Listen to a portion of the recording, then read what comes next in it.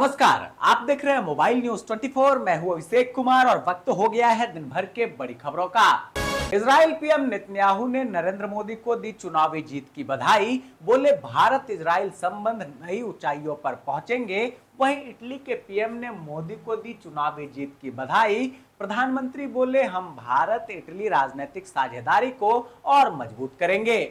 लोकसभा चुनाव के नतीजे आने के बाद परंपरा के मुताबिक प्रधानमंत्री नरेंद्र मोदी ने राष्ट्रपति द्रौपदी मुर्मू से मुलाकात कर मंत्रिपरिषद के साथ अपना इस्तीफा सौंप दिया। राष्ट्रपति मुर्मू ने पीएम मोदी का इस्तीफा स्वीकार कर लिया है और नई सरकार के कार्यभार संभालने तक उनसे पद पर बने रहने का अनुरोध किया है। दिल्ली में इंडिया गठबंधन की बैठक चल रही है, जिसमें तेजस्वी यादव, शरद पवार, कल्पना सोरेन, सीएम चंपाई सोरेन, संजय रावत और ममता बनर्जी के भतीजे अभिषेक बनर्जी भी शामिल हैं। 293 सीटें जीतने वाली एनडीए की आज दिल्ली में बैठक संपन्न हुई, जिसके बाद पीएम मोदी के नेतृत्व में सरकार बनाने को लेकर आज शाम 7 बजे प्रधानमंत्री नरेंद्र मोदी राष्ट्रपति से मिलेंगे। इस बैठक में एनडीए के सबसे बड़े सहयोगी चंद्रबाबू नायडू और नीतीश कुमार भी मौजूद थे।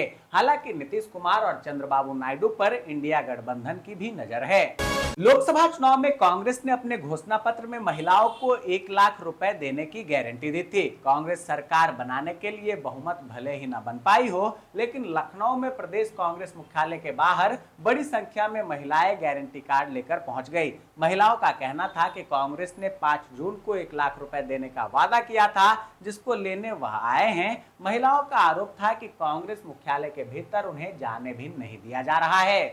दोस्तों, आगे की खबर पर चलने से पहले आप सभी से रिक्वेस्ट है कि अगर आपने अब तक इस वीडियो को लाइक नहीं किया है तो प्लीज अभी इसे लाइक कर दे, वीडियो पर कमेंट कर अपनी प्रतिक्रिया जरूर दे, साथ ही साथ इसे शेयर भी कर दे। आपके ऐसा करने से हमारा और हमारी टीम का हौसला और बुलंद होता है और हम रोजाना इसी समय पर आप लोगों के लिए दिन भर की बड़ी खबरें लाते रहते हैं। लगातार तीसरी बार जीत दर्ज करने के बाद प्रधानमंत्री नरेंद्र मोदी ने उपराष्ट्रपति इनक्लेव में उपराष्ट्रपति जगदीप धनखड़ से मुलाकात की। चुनाव जीतने के बाद उपराष्ट्रपति से यह उनकी पहली मुलाकात है। दुनिया भर में आज विश्व पर्यावरण दिवस मनाया जा रहा है। यह दिन खासतौर पर पर्यावरण के प्रति लोगों को जागरूक करने और एक बेहतर कल के लिए प्रेरित करने के मकसद से मनाया जाता है। इस मौके पर अनंत अंबानी के वनतारा वन्यजीव संरक्षण ने हर साल 10 लाख पेड़ लगाने का ऐलान किया है। दिल्ली से टोरंटो जाने वाली एयर इंडिया की फ्लाइट में मिली बम की धमकी, यात्रियों में मची अफरा तफरी। सुरक्षा एजेंसियों ने खाली कराकर तलाशी अभियान किया शुरू। यूपी में भीतरघात के कारण हारी बीजेपी, जीते और हारे नेताओं ने लगाया आरोप। अब हाईकमान को भेजेंगे रिपोर्ट। बता दें कि कल आए लोकसभा चुनाव में ज्यादातर मंत्री चुनाव हार गए थे, जो जीते वह भी बड़ी मुश्किल से जीत पाए। ऐसे में सबने अब पार्टी के भीतर के नेताओं पर ही ठीकरा फोड़ना शुरू कर दिया है। बिहार के सियासतदानों की दिल्ली में धमक और सरकार में दखल बढ़ने के संकेत मिलते दिख रहे हैं। दरअसल लोकसभा चुनाव के परिणाम आने के बाद सरकार गठन को लेकर सियासी हलचल तेज हो गई है। इसी क्रम में बिहार के दिग्गज नेता नीतीश कुमार और तेजस्वी यादव आज राष्ट्रीय राजधानी दिल्ली पहुंचे। दिल्ली हाईकोर्ट ने केंद्र से अस्थायी पार्टी कार्यालय के लिए आपके प्रतिनिधित्व पर 6 सप्ताह के भीतर निर्णय लेने को कहा है। आम आदमी पार्टी ने राष्ट्रीय पार्टी के रूप में मान्यता प्राप्त होने के कारण केंद्र से अपने कार्यालय के लिए जगह आवंटित करने की मांग की थी। यह मानते हुए राव रेवेन्यू कोर्ट ने आप पार्टी के वर्तमान कार्यालय को 15 जून तक खाली करने को कहा है।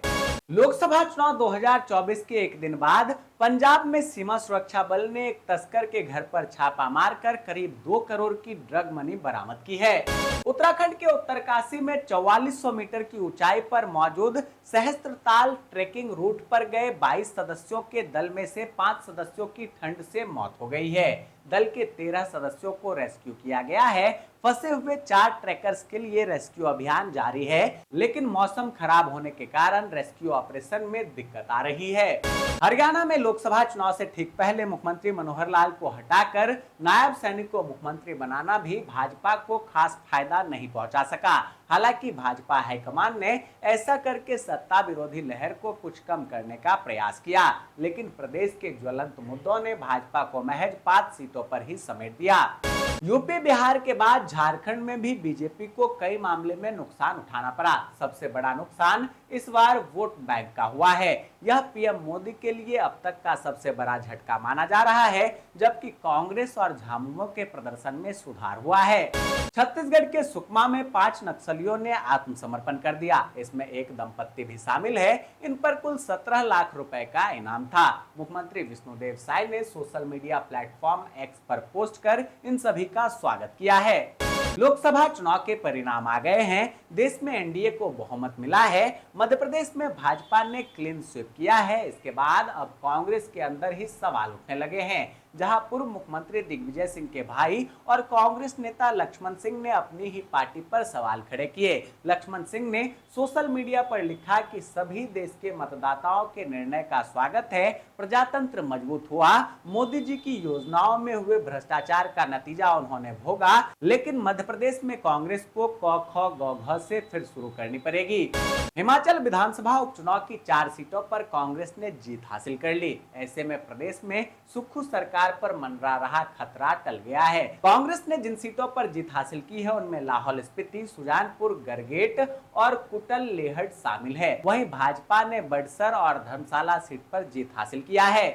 जम्मू कश्मीर के प्रशासनिक विभागों में कामकाज के सुचारू संचालन के लिए 2024 बैच के 97 जूनियर स्किल प्रोबेशनर अधिकारियों को तैनात किया गया है। इन अधिकारियों ने J&K EMP&RD के तहत प्रशिक्षण प्राप्त किया है। सभी अधिकारियों को तत्काल प्रभाव से संबंधित विभागों में नियुक्ति लेने को कहा गया है। पश्चिम बंगाल की मुख्यमंत्री ममता बनर्जी ने दावा किया कि भारत के लोगों, खासकर पश्चिम बंगाल के लोगों ने बीजेपी के रीढ़ की हड्डी तोड़ दी है। सीएम के अनुसार अगर बीजेपी को अपने सहयोगियों की मदद के बिना बहुमत मिल जाता तो देश का अस्तित्व ही समाप्त हो जाता। मुख्यमंत्री ममता बनर्जी ने कहा कि मोदी अब हार चुका है, उसे इस्तीफा दे देना चाहिए। लोकसभा चुनाव के नतीजे आते ही महाराष्ट्र की राजनीति में एक बड़ी हलचल होती नजर आ रही है, जहां महाराष्ट्र के डिप्टी सीएम देवेंद्र फडणवीस ने राज्य में भाजपा की हार की पूरी जिम्मेदारी अपने ऊपर ले ली है। इतना ही नहीं, उन्होंने पार्टी के वरिष्ठ नेताओं से गुजारिश की है कि उन्हें महाराष्ट्र सरकार की जिम्मेदारी से मुक्त कर दिया जाए। गुजरात के कच्छ जिले में गांधीधाम शहर के पास एक खाड़ी क्षेत्र से कोकीन के 13 लावारिस पैकेट बरामद किए गए हैं, जिसकी अंतर्राष्ट्रीय बाजार की कीमत 130 करोड़ रुपए बताई जा रही है। प्रारंभिक जांच से पता चला है कि तस्करों ने पकड़े जाने से बचने के लिए मादक पदार्थों को समुद्र के किनारे छिपा दिया था। लोकसभा चुनाव में राजस्थान से बीजेपी को बड़ा झटका लगा है, जहां इस बार बीजेपी को 11 सीटें गंवानी पड़ी। इसे लेकर राष्ट्रीय राजपूत करनी सेना के राष्ट्रीय अध्यक्ष महिपाल मकराना ने भगवा पार्टी पर निशाना साधा और इसके पीछे राजपूतों की नाराजगी बताई। गर्मियों में ऑयली स्किन की समस्या से छुटकारा दिलाता है शहद का फेस मास्क। इसके लिए 1 से 2 चम्मच शहद ले और इसमें आधा चम्मच नींबू का रस ऐड करें। इस मिक्सचर को अपने चेहरे पर अप्लाई करके करीब 15 मिनट बाद साफ कर लें। शहद नेचुरल तरीके से त्वचा को हाइड्रेट करने का काम करता है, तो नींबू एक्स्ट्रा ऑयल को कंट्रोल करने का काम करता है। साथ ही यह आपको पिंपल से भी छुटकारा दिलाने में मदद करता है। न्यूक्लियर पावर कॉर्पोरेशन के विभिन्न विभागों में असिस्टेंट के पदों पर भर्ती निकली है। आवेदन के इच्छुक उम्मीदवार कंपनी के आधिकारिक भर्ती पोर्टल NPCIL careers.co.in पर जाकर 25 जून तक आवेदन कर सकते हैं। जी हाँ दोस्तों, मैं देख पा रहा हूँ कि आप में से अधिकतर लोगों ने इस वीडियो को लाइक किया है, कमेंट कर अपनी प्रतिक्रिया दी है और इसे शेयर भी किया है, लेकिन अभी भी कुछ लोग बाकी हैं, इसलिए उनसे रिक्वेस्ट है कि प्लीज प्लीज प्लीज आप भी वीडियो को लाइक कर दें, कमेंट कर अपनी प्रतिक्रिया दें और इसे शेयर जरूर कर दें। दोस्तों, ये थी दिन भर की बड़ी खबरें। ऐसे ही खबरों से अपडेट रहने के लिए चैनल पर नए हैं तो अभी चैनल को सब्सक्राइब कर ले, नोटिफिकेशन बेल के ऑल ऑप्शन को दबा दे, वीडियो को लाइक और शेयर करना बिल्कुल ना भूले, ताकि देश और दुनिया की तमाम खबरों से आपके साथ साथ आपके जानने वाले भी रह सके अपडेट।